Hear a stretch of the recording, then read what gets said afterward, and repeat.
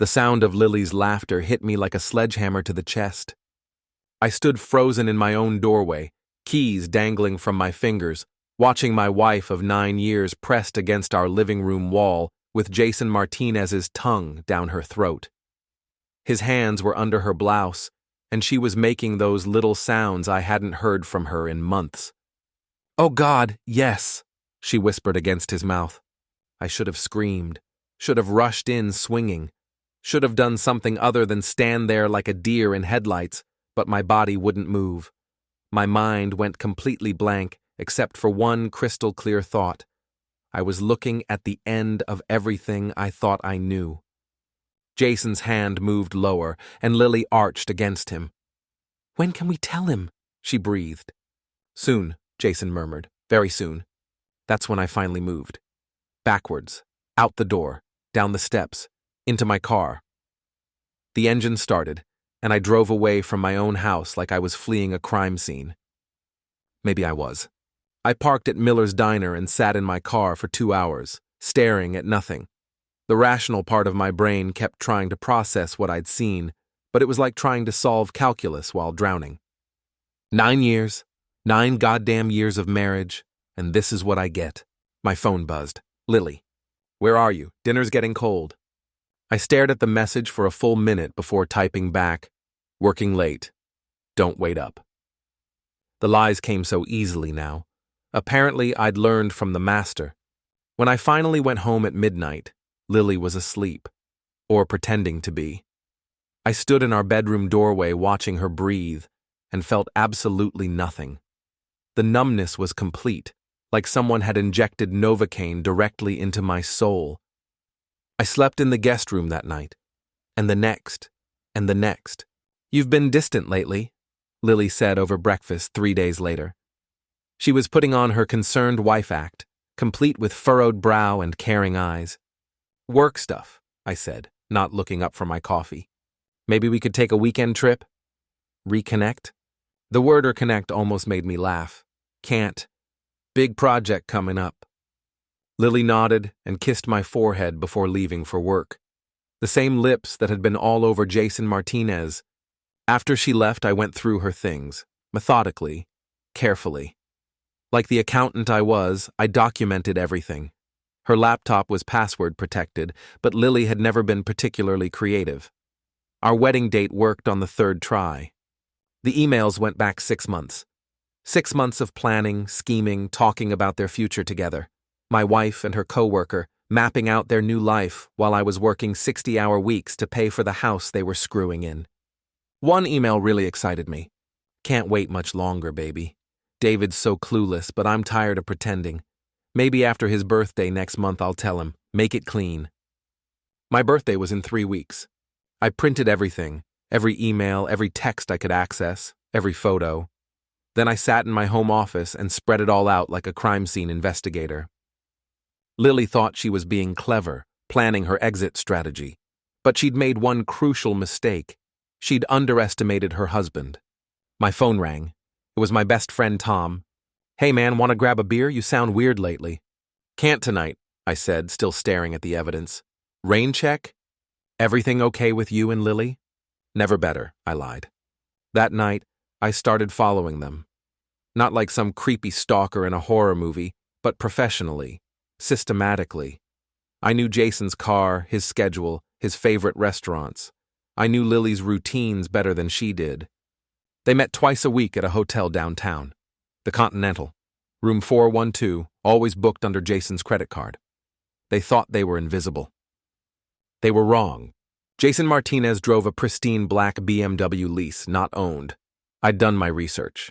At 3 a.m. on a Tuesday, I visited the parking garage where he kept it. The security cameras had blind spots. I'd mapped them during my lunch breaks. Amazing what you can accomplish when you put your mind to it. I didn't slash his tires.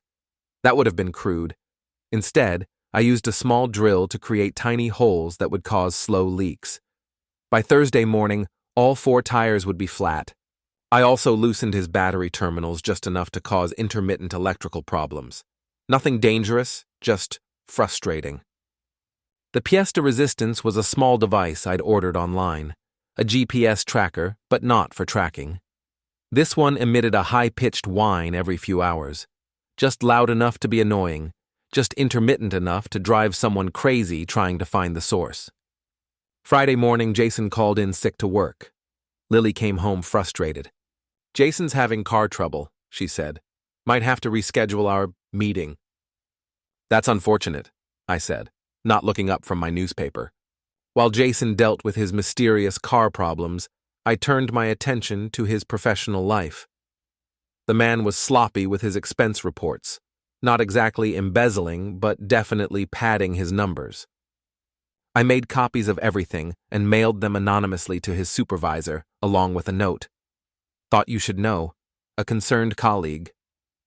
I also discovered Jason had a girlfriend before Lily, Jennifer Walsh, who worked in marketing. According to her Facebook page, she still thought they were taking a break rather than broken up. I created a fake email account and sent Jennifer some interesting photos I'd taken of Jason and Lily at the Continental Hotel.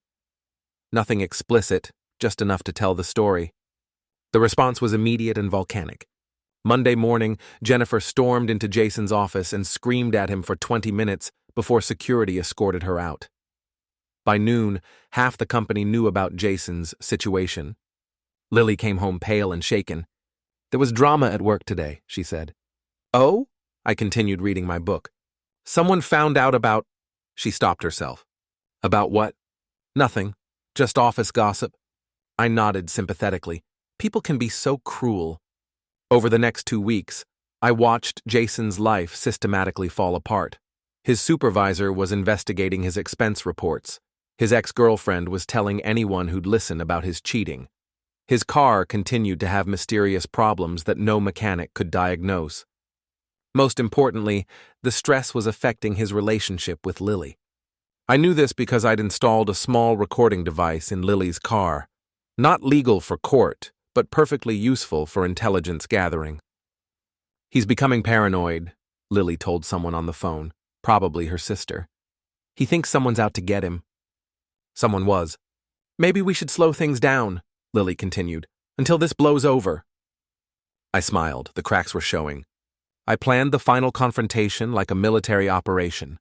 Lily and Jason needed to be together, isolated, and completely unaware of what was coming.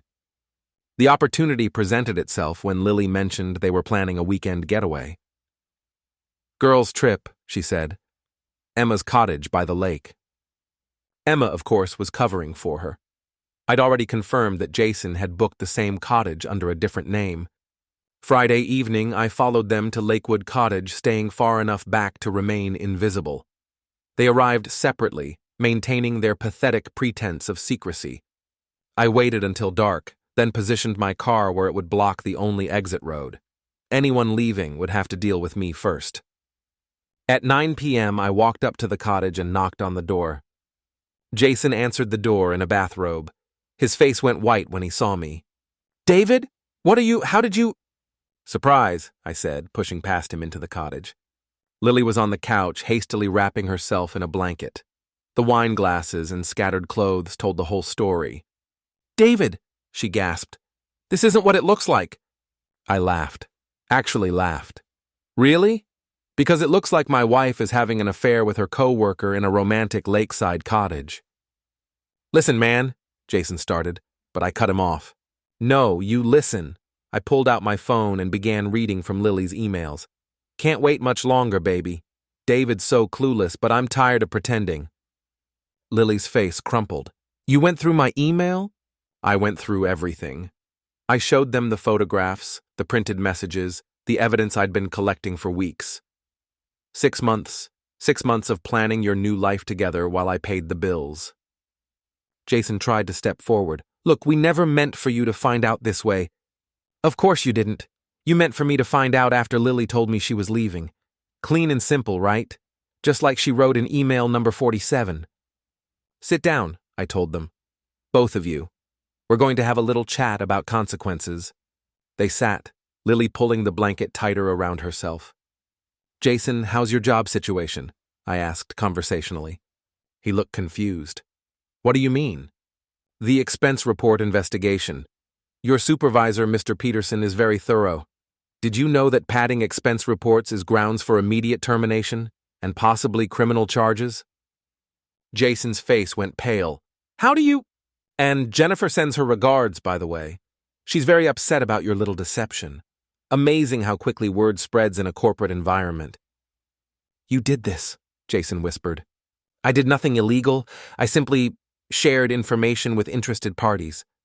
Lily was staring at me like she'd never seen me before. David, what's happened to you? What's happened to me? I repeated. My wife of 9 years decided to trade me in for a newer model. That's what happened to me. Here's what's going to happen, I continued. Jason, you're going to resign from your job Monday morning. You're going to disappear from Lily's life completely. No contact, no messages, nothing. You can't make me… I showed him more photos from my phone. These are pictures of you entering the Continental Hotel with my wife. Time-stamped, dated. I also have financial records showing you used company funds for some of these encounters. That's embezzlement, Jason. He looked like he was going to be sick. Lily, I turned to my wife. You wanted out of our marriage? Fine. You can have your divorce, but you'll get nothing. Not the house, not the savings, not the retirement accounts, nothing. That's not how divorce works. It is when one spouse has been systematically planning to abandon the marriage while hiding assets and conducting an affair. I have documentation of everything, every lie, every deception, every plan you made. I pulled out a thick folder and dropped it on the coffee table. Your lawyer will find this very interesting reading. Lily started crying. David, please, we can work this out. It doesn't have to be like this. Work it out? I stood up, looking down at both of them. You were going to tell me after my birthday. Make it clean, you said. Were you even going to give me a reason, or were you just going to say you fell out of love? She couldn't meet my eyes. 9 years, Lily. 9 years I loved you, trusted you, built a life with you, and you threw it all away for him. I gestured at Jason, who was staring at his hands. I never meant for it to happen, she whispered. But it did happen. For 6 months it happened. Every morning you kissed me goodbye and went to work to plan your new life with him. Every night you came home and lied to my face. I walked to the window and looked out at the lake. You know what the funny thing is? I would have given you a divorce if you'd just asked. I would have been hurt, but I would have let you go with dignity. Then why? Because you didn't ask. You lied. You schemed. You made me the fool in my own life.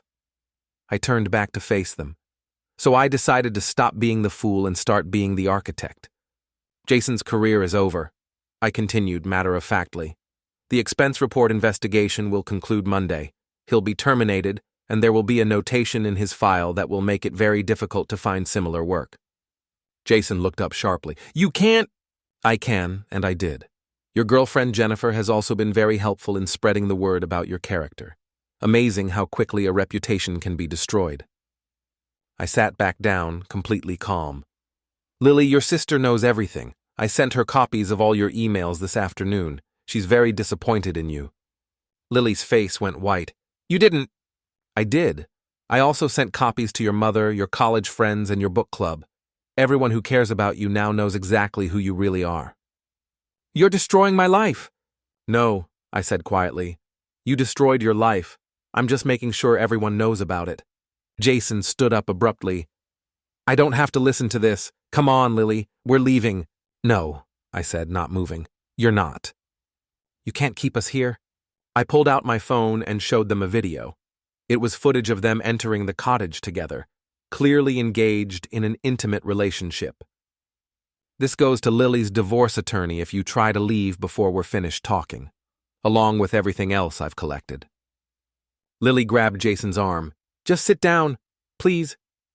They sat. Good. Now where were we? Oh yes, the complete destruction of your little fantasy. I leaned forward. Jason, your lease on that BMW? The company was co-signing as part of your employment package.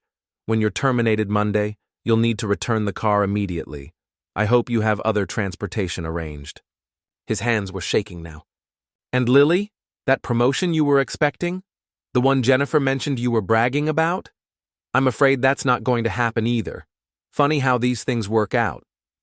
You want to know what I learned about myself these past few weeks? I asked them. I learned that I'm much smarter than either of you gave me credit for.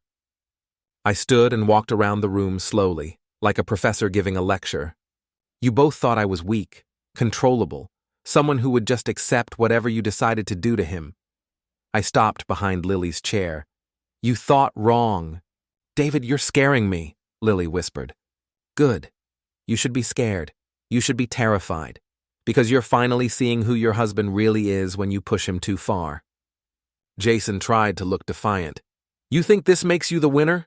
You're just proving you're a psychopath. I laughed. A psychopath? No, Jason. A psychopath would have done something violent, something illegal. I've done nothing but expose the truth about both of you. This is revenge, pure and simple. Yes, it is. And it's beautiful in its simplicity. I sat back down. You both made choices. You chose deception over honesty. You chose betrayal over loyalty. Now you get to live with the consequences of those choices.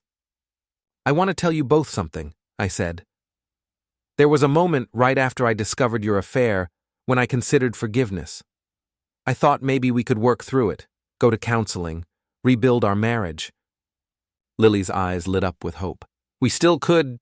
Then I read the rest of your emails, the ones where you called me boring, where you laughed about how easy I was to fool, where you planned to take half of everything I'd worked for and start fresh with Jason. The hope died in her eyes. That's when I realized something important. You don't love me. You probably never loved me. I was just convenient, a placeholder until something better came along. That's not true. It is true. And once I accepted that truth, everything became very clear. You were never going to be honest with me. You were never going to give me the respect I deserved, so why should I give you any consideration at all? I reached into my jacket and pulled out a manila envelope. Jason, these are copies of all your financial records that I've been able to access. Credit reports, bank statements, loan applications. Interesting reading. His eyes widened. Did you know that embezzling company funds is a federal crime? Even small amounts add up over time. That dinner you charged to the company when you were really taking Lily out? That hotel room you expensed as a client meeting? All documented. I handed him the envelope. Your choice. Resign quietly and disappear, or face criminal prosecution. I have enough evidence to destroy you completely. Jason's hands shook as he took the envelope. Lily. I turned to my wife. I'm filing for divorce Monday morning. You can fight it if you want, but you'll lose everything and gain nothing but legal bills. You can't take everything. I can, when I have proof of adultery and financial deception. Courts don't look kindly on cheating spouses who try to hide assets. She started crying again. Please, David, don't do this to us. I'm not doing anything to you. You did this to yourselves. I stood up and walked to the fireplace, looking at both of them in the reflection of the mirror above the mantel. Look at yourselves, I said quietly. Really look. This is who you are. This is what you chose to become. Lily was sobbing into her hands. Jason was staring at the envelope like it contained a death sentence. 6 months ago, you were planning your beautiful future together. All those dreams, all those plans. Where are they now? Neither of them answered. They're gone, destroyed, not by me, but by the consequences of your own actions. I turned to face them. I didn't make you lie. I didn't make you cheat. I didn't make you scheme behind my back. You did all of that yourselves. We never meant to hurt you, Lily whispered. But you did. And now you're hurt too. That's what we call justice. I walked toward the door, then stopped. One last thing. If either of you ever tries to contact me again, if you try to harass me or interfere with my life in any way, I will release everything I have to every person you've ever known. Your families, your friends, your future employers, everyone will know exactly who you are. I opened the door and stepped outside. David, Lily called after me, please don't leave us like this. I turned back one final time. You left me first. 9 years ago, you promised to love, honor, and cherish me.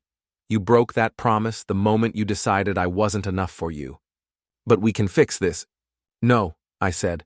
We can't. Some things can't be fixed. Some betrayals can't be forgiven. Some marriages can't be saved. I got in my car and drove away, leaving them sitting in that cottage with the wreckage of their lives spread out around them like broken glass. Back at the cottage, I could hear them arguing through the thin walls as I sat in my car. Jason's voice was high and panicked. Lily was crying. Good. I started the engine and drove back to town, but I wasn't finished, not even close. The next morning, I implemented phase 2 of my plan. I had created a comprehensive dossier on both of them. Every lie, every deception, every moment of betrayal documented with photographs, emails, and financial records. I sent copies to Lily's parents first. Her father had always been proud of his daughter's marriage, constantly bragging to his golf buddies about our perfect relationship. He deserved to know the truth. The call came at noon. David? Lily's father's voice was tight with anger. We need to talk. About what, Harold? About the package you sent us.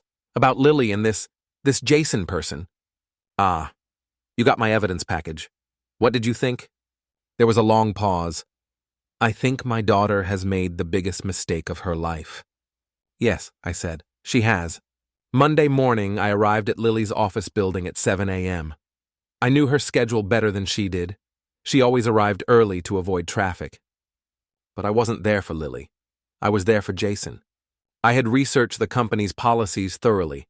Affairs between employees were strongly discouraged, especially when they involved expense account fraud and misuse of company resources. I waited in the lobby until I saw Jason's supervisor, Mr. Peterson, arriving for work. Peterson was a by-the-book executive who valued corporate integrity above all else. Excuse me, Mr. Peterson? I approached him near the elevators. He looked at me curiously. Yes? Do I know you? Not yet, but you should know about what 2 of your employees have been doing with company resources. I handed him a thick envelope. Everything's documented. The expense reports, the hotel charges, the fake business meetings. It's all there. Peterson's face darkened as he flipped through the first few pages. Who are you? Someone who believes in accountability, I said, stepping into the elevator as the doors opened. Have a productive day. By 10 a.m., Jason was called into Peterson's office. I knew this because I had positioned myself in a coffee shop across the street with a clear view of the conference room windows. Lily called me at 10:30, her voice shaking. David, what did you do? What do you mean? Jason's being questioned by HR. Someone sent them evidence about us. That's terrible, I said, not bothering to hide my satisfaction. Corporate policies can be so strict about workplace relationships. This is you, isn't it? You're destroying his career. I'm not destroying anything. I'm simply ensuring that the truth comes to light.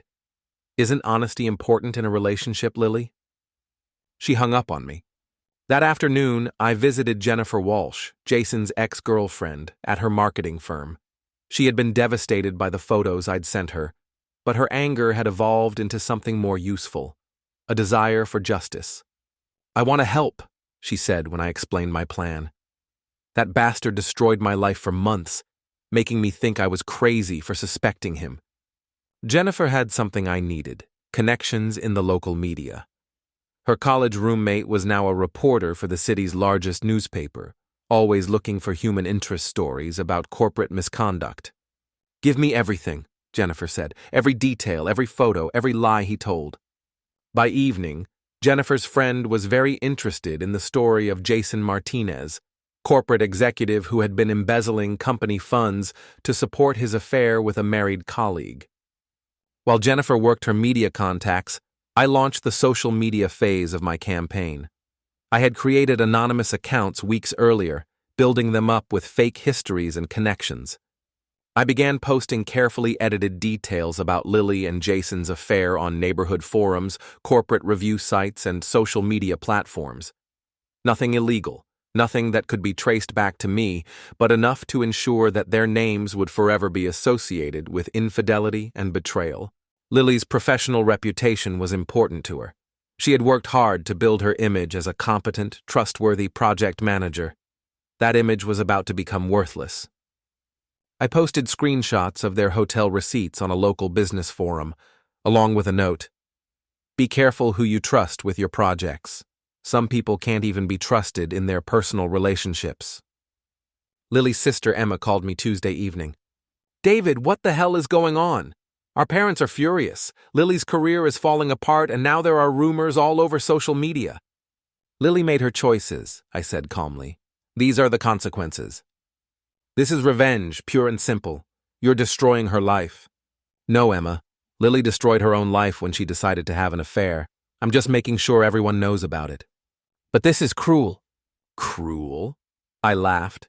You want to know what's cruel? Coming home to find your wife in another man's arms? Having your marriage turned into a lie without your knowledge? That's cruel. Emma was quiet for a moment. She made a mistake. 6 months of deliberate deception isn't a mistake. It's a choice, a series of choices, and choices have consequences. Wednesday morning, the newspaper article appeared online. Jennifer's reporter friend had done excellent work, presenting the story as a cautionary tale about corporate ethics and workplace relationships. The headline read, Local Executive Under Investigation for Expense Fraud and Workplace Affair.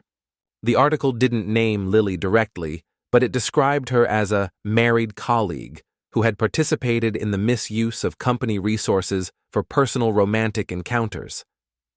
By noon, the article had been shared hundreds of times on social media.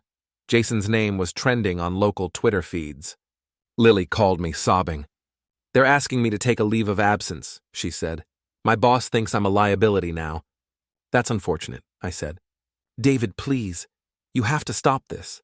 People are staring at me, whispering. I can't even go to the grocery store without someone recognizing me. Now you know how I felt when I discovered your affair. That sense of humiliation, of betrayal, of having your private life exposed for everyone to judge. But this is different. No, it's exactly the same. The only difference is that your humiliation is public, while mine was private, but the pain is identical. While Lily dealt with her professional reputation crumbling, I moved to phase 3, financial warfare. I had discovered that Jason had been using his corporate credit card for their hotel visits, claiming them as client entertainment expenses. This wasn't just an affair, it was embezzlement. I compiled every receipt, every fraudulent expense report, every instance where Jason had used company money to fund his relationship with Lily. The total was over $15,000 across 6 months. I sent this information to the district attorney's office along with a detailed cover letter explaining the pattern of fraud. I also sent copies to the company's board of directors and their insurance company. By Thursday, Jason was facing not just termination, but criminal charges. Friday afternoon, Jason called me directly.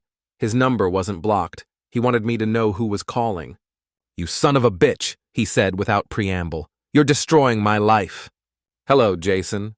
How are you handling unemployment? I know this is you, all of it. The investigation, the media, the social media posts.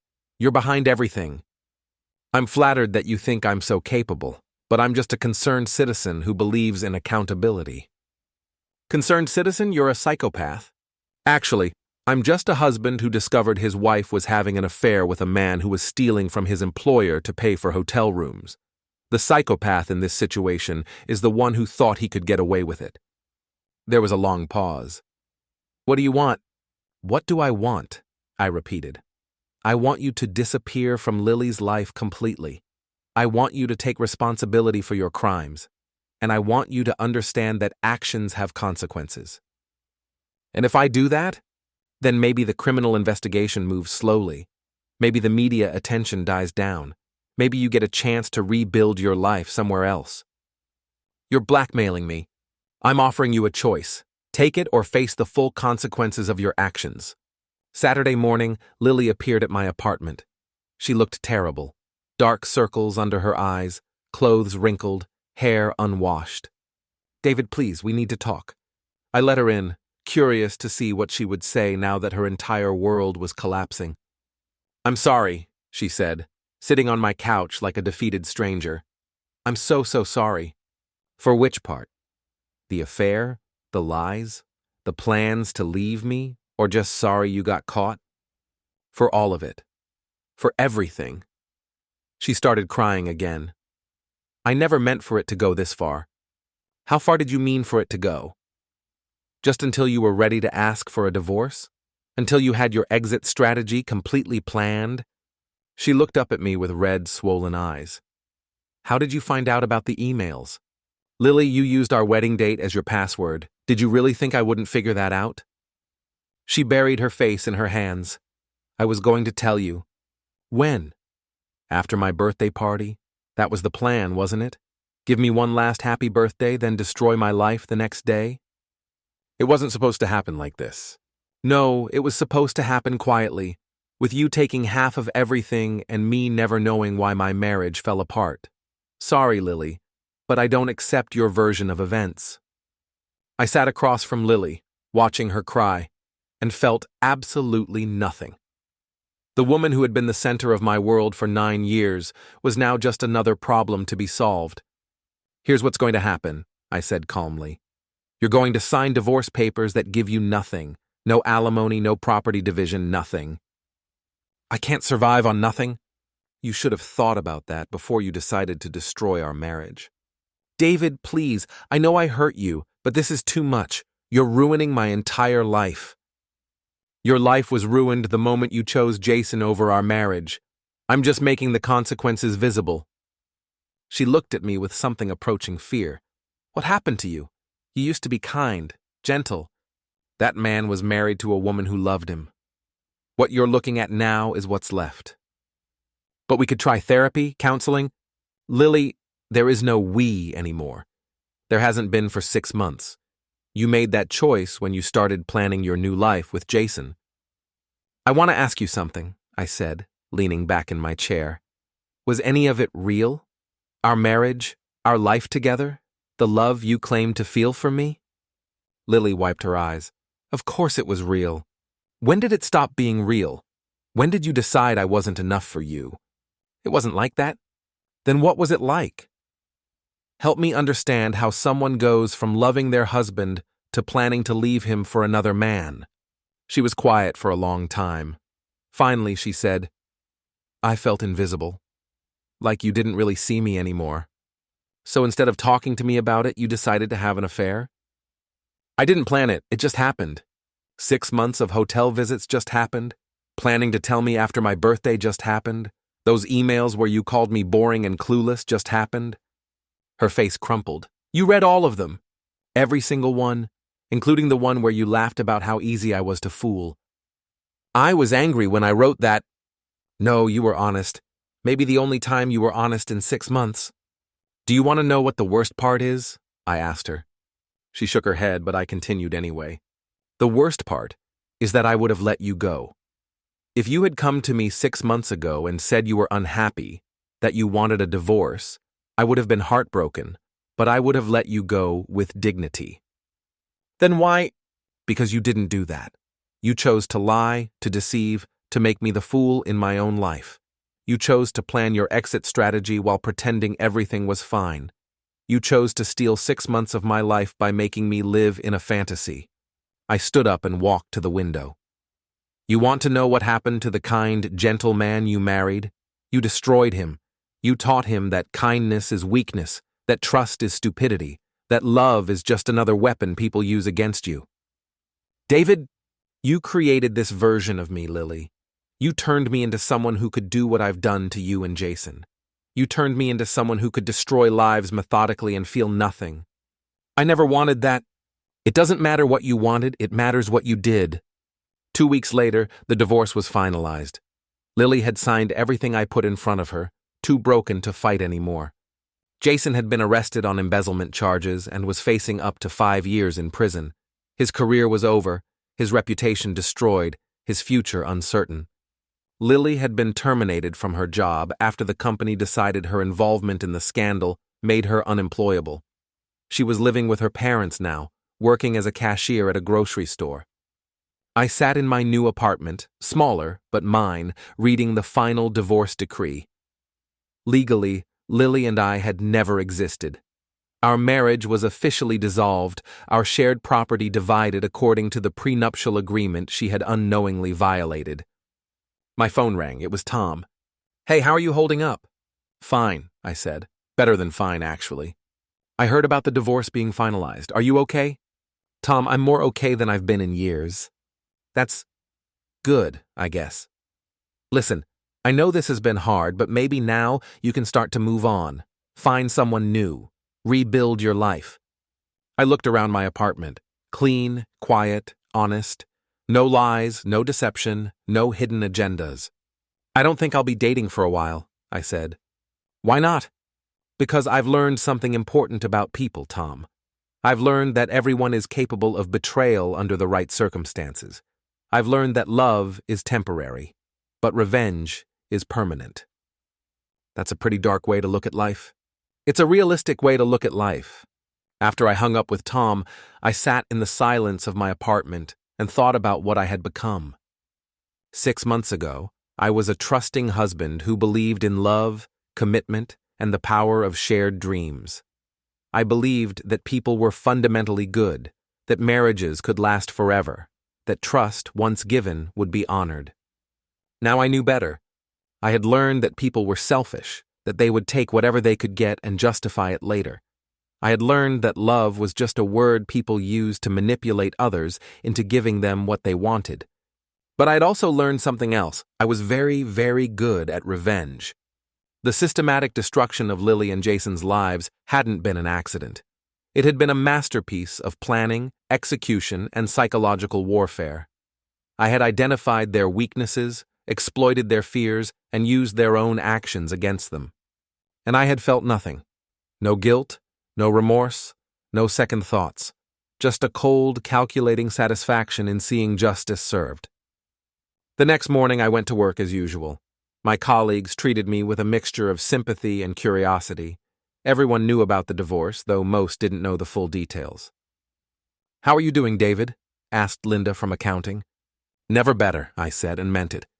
At lunch, I overheard 2 people talking about the Jason Martinez scandal. Apparently, his criminal trial was being covered in the local media as an example of corporate corruption. "I heard his girlfriend was married," one of them said. "Can you imagine being that woman's husband?" I smiled to myself. They had no idea they were talking to that husband, and that I had done something far more elegant than murder. 3 months later, I received a letter from Lily. It was forwarded from my old address, handwritten on cheap paper. "David, I know you probably don't want to hear from me, but I needed to write this. I needed to tell you that I understand now what I did to you, and what it cost, both of us. Jason is in prison. I lost my job, my reputation, my friends. I'm living with my parents and working retail. My life is effectively over. But the worst part isn't what I lost. It's what I turned you into. I see what you've become, and I know it's my fault. I took a good man and taught him to be ruthless. I'm sorry, I know that doesn't mean anything now, but I had to say it. I hope someday you can find peace. Lily." I read the letter twice, then threw it away. She was right about one thing. Her apology meant nothing to me now. But she was wrong about something else. I hadn't become ruthless. I had simply learned to see the world as it really was and to protect myself accordingly. That evening, I met Tom for dinner at our usual restaurant. He'd been checking on me regularly since the divorce, convinced I was going to have some kind of breakdown. "You seem different," he said over drinks. "Different how?" "Calmer, more controlled, like you've figured something out that the rest of us haven't." I considered this. Maybe I have. Care to share? I looked at my oldest friend, this man who still believed in second chances and the fundamental goodness of people, and I almost envied him his innocence. "People will take whatever you let them take," I said finally. "The only way to protect yourself is to make sure the cost of betraying you is higher than the benefit." That's a pretty cynical way to live. "It's a practical way to live." Tom shook his head. "What happened to you, man? You used to believe in forgiveness, in giving people the benefit of the doubt." I gave Lily the benefit of the doubt for 9 years. She used it to plan her exit strategy. "Not everyone is like Lily." "No," I agreed, "but enough people are that it's not worth the risk." After dinner with Tom, I walked home through the quiet streets of my neighborhood. The same streets I used to walk with Lily, making plans for our future, talking about our dreams. Those dreams were dead now, but I wasn't mourning them anymore. I had learned something valuable from their destruction. The only person you can truly rely on is yourself. Lily had taught me that love was conditional, that promises were temporary, that trust was a luxury I couldn't afford. Jason had taught me that people would take whatever they could get without considering the consequences. Together, they had given me the greatest gift possible: clarity. I understood now that the world was not a place of happy endings and fairy tale romances. It was a place where people used each other, where weakness was exploited, where kindness was seen as stupidity. But it was also a place where intelligence could triumph over emotion, where patience could defeat passion, where the careful application of consequences could restore balance to an unjust world. A year later, I was promoted at work. My colleagues respected my calm competence, my ability to see through people's facades, my talent for finding solutions to complex problems. I had learned to read people the way I once read financial statements, looking for inconsistencies, hidden agendas, potential risks. I had become very good at protecting myself from the kind of devastation Lily had inflicted. I dated occasionally, but never seriously. The women I met seemed nice enough, but I knew it was only a matter of time before they revealed their true natures. People always did, eventually. I preferred to keep my relationships simple and transactional. No emotional investment, no vulnerability, no opportunity for betrayal. Some might call this lonely, but I called it safe. 2 years after the divorce, I received an invitation to Lily's sister Emma's wedding. I wondered if Lily would be there and what she looked like now. I didn't go to the wedding, but I did some research. Lily was still working retail, still living with her parents. She had gained weight and looked older than her years in the photos I found on social media. Jason had been released from prison after 18 months and was working at a call center in another state. His parole officer was keeping close tabs on him. Neither of them had recovered from what I had done to them. Neither of them ever would. Some people might feel guilty about this, but I felt satisfied. They had made their choices, and now they were living with the consequences. Justice had been served. 5 years later, I was a different man than the one who had walked into his house to find his wife with another man.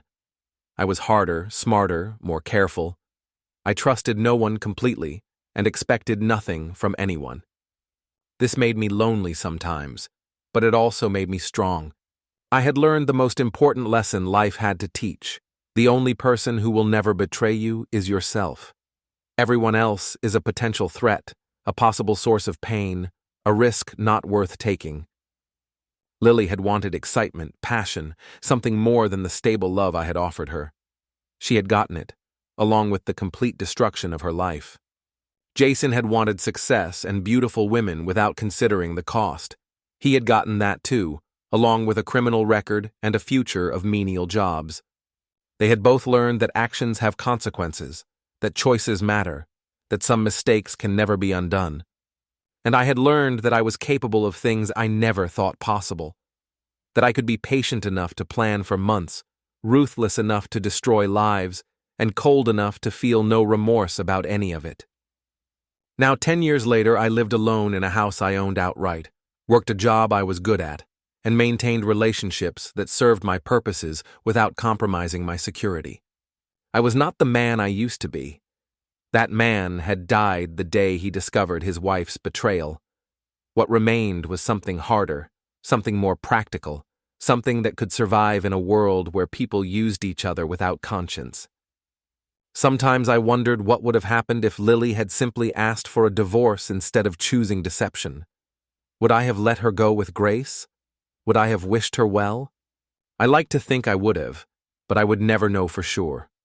Lily had made the choice to lie, to deceive, to betray. She had created the man I became, and she had paid the price for that creation. I finished my coffee and looked out the window at the quiet street where I lived. Somewhere out there, people were falling in love, making promises, building dreams together.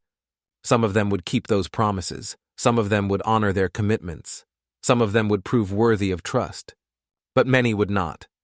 Many would choose the easy path of deception, the temporary pleasure of betrayal, the false promise of something better somewhere else. And when they did, when they chose to destroy the lives of people who trusted them, there would be consequences. There would always be consequences. I smiled and got ready for work. It was going to be a good day.